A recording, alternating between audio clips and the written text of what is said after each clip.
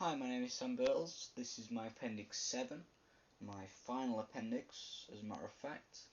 So it consists of 7 questions. As you can see, the drafts of my scripts on my blog. So let's get straight into it. So the first question was, in what ways does your media product use, develop, or challenge forms and conventions of real media products?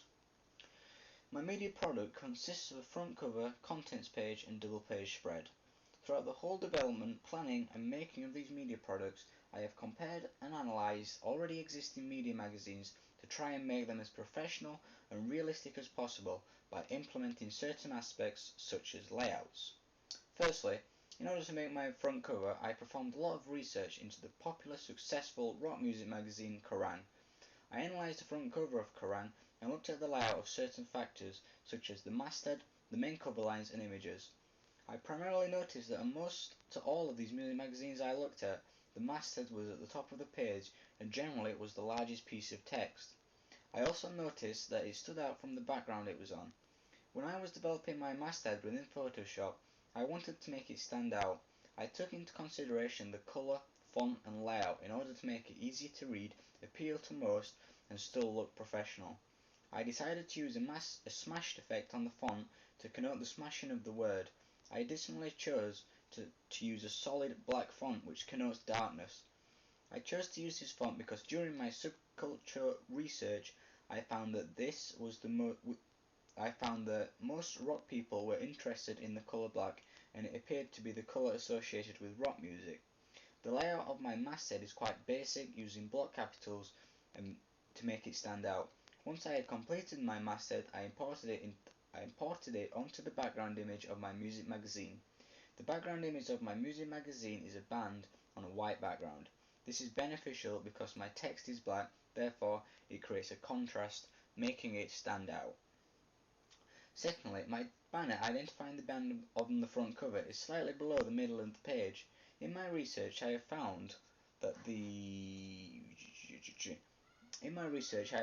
location I have chosen is the most common natural place a person looks at when they pick up a magazine. I put the band's image with custom made fonts as the largest fonts on the magazine to additionally draw attention to the magazine and to create anchorage as developed by Stuart Hall in 1980. The font is white with slightly beveled edges, which helps to make it stand out and appear 3D. I chose to use white text here because the singer, Olivia, had a black jacket on at the time, therefore it would create a better contrast. Additionally, I had a small cell line at the top of my band logo which says, "The next big thing." This is obviously a rhetorical question. From my research, I have seen that magazines such as Kerrang! Use this as it attracts people to look further into the magazine and draw them in. Next, the cell lines on my music magazine front cover are located at either side of the magazine. And from my research and personal trial and error when locating them on the page, I have found that this is the most appropriate place for them. They give some information what's included within the magazine to try and encourage people to purchase that magazine opposed to other ones. The colours used and layout help follow my magazine house style and help create its identity. By having contrasting block capital letters on a black background, the colours here again help to connote the subgenre of my magazine. The colours used, such as red and black, help to do this, and these colours are negative colours and are primary colours associated with rock. The main cover image of a magazine is the band Blend, which I photographed within the photo studio. They are all looking towards the camera, smiling as though they are happy. This automatically creates a positive impression on the potential reader as they see it on the shelf. Additionally, I made them all dress and look as an ideal self or partner, which supports Carl Rogers' theory of 1980. The lead singer, Olivia, is positioned in the middle of the other two and is additionally slightly in front of them. This helps to show that she is the more important one of the band and the one people want to read about. It also connotes that the article on the band will primarily be focusing on them. Finally, it uses a medium close-up, which connotes that the magazine will be up close and personal to them. My contents page is similar to my front cover as it follows the same house style throughout font, layouts and colours used. This helps to create verisimilitude and makes the magazine appear more real. The layout makes a general theme that the magazine Kerrang! Uses, and I choose to do this to make it make it appear as real as I can. It also includes images and attractive text to draw the reader in, as this will be the first page the reader will see. My double-page spread is based on the band Blend, which is focused on the front cover. The image inside follows the general house style of the magazine and looks attractive and professional. Effects such as black and white and rotated fonts additionally help to make the article look more appealing and make the reader want to read it. The main cell line on my double-page spread provides anchorage for the meaning of the rest of the articles and follows the image in the background to be put into context, as said by Roland Barthes. How does your media product represent particular social groups? My media products were intended to meet the needs of the imaginary entity of the subgenre rock. I looked at pre-existing music magazines such as Kerrang and looked at their media pack, which can be found on my blog. Within this media pack there is an imaginary entity. Based upon the subgenre of rock, my music magazine is targeted at social grade ABC1 people, as the magazine has things in such as expensive product reviews and advertisements on. Lower social grade people may not be aware of these products due to the lack of money or locational factors, and access to services such as the internet may be limited. My imaginary entity was designed and produced to help me identify factors such as my targeted social group within my imaginary entity. I have wrote a paragraph describing the ideal reader of my music magazine, and within this gave an idea of the social groups that would be established. Additionally, within my imaginary entity, I made a collage of the different products and bands that would be most commonly associated with the readers of my music magazine. I have included things such as desirable products. By including these things has meant that I then have the potential to use some of these products as competitions of things that a reader would want to win, thus increasing potential readers of the magazine and general interest. The advertisement of winning a Gibson Les Paul Custom, located on the front cover of my music magazine, shows this, as the Gibson Les Paul guitar is within my imaginary entity work, as something the average reader would desire to own.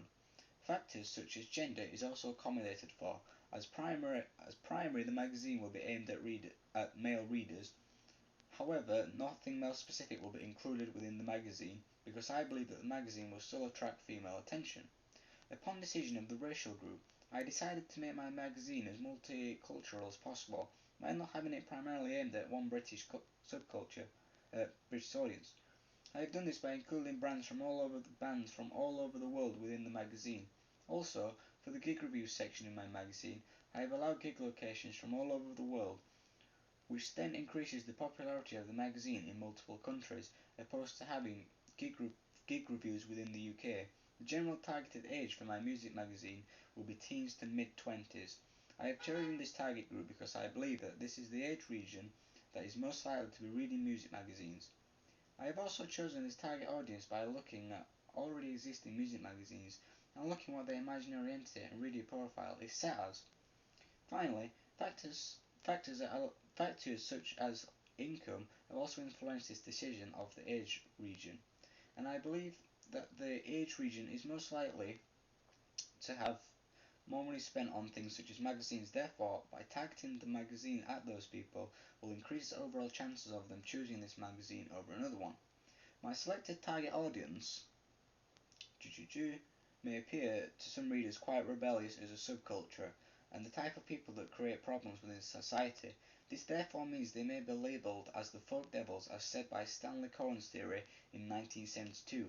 I have also represented the main images on my magazine as a star persona, said by Richard Dyer in 1975, and also Ideal Self or Partners by Carl Rogers in 1980.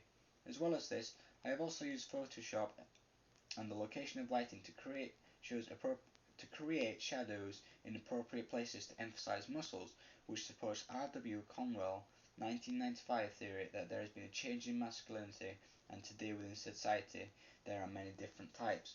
I have tried to make my photo subjects within my magazines appear quite muscly, firstly because it attracts the attention of males, as they also want to look this masculine, but additionally it attracts the attention of females, as they will most likely find it attractive. My contents page in my magazine has a large image of a female singer posing into the camera as an ideal self or partner. This supports Laura Mulvey's 1975 theory of the male gaze, and that within the media women are objectified. I purposely chose to use the female singer for my contents page, as she looks attractive, Therefore, when male readers look at the magazine front cover, they are attracted to buy the magazine because of her. From my target audience research and my reader profile, I have noticed that most readers would be male. Therefore, by having this female posing on this first page is greatly beneficial for attracting attention. What kind of media institutional might distribute your media product and why? Throughout the whole of my media magazine work, I decided I wanted my music magazine to be targeted at a mainstream audience. Therefore, mainstream distribution would be required. Throughout my research, I found Bauer and IPC to the main distributors. I believe that by targeting a mainstream audience gives me the potential to really excel at the production, to try and make it look competitive compared to experienced, professional and successful magazines that are currently on the market today. Bauer and IPC are both multinational conglomerate companies, therefore they could distribute my magazine to multiple countries, including the main G8 countries such as the UK, France and Germany. Additionally, because these companies are so large, there is a higher success chance of the magazine, as well as being developed, which would also create, meaning I can expand my magazine. Because these companies are so large, there is a high success chance of my magazine, meaning I can then expand the magazine into a music radio station as well as a television channel, which would create synergy.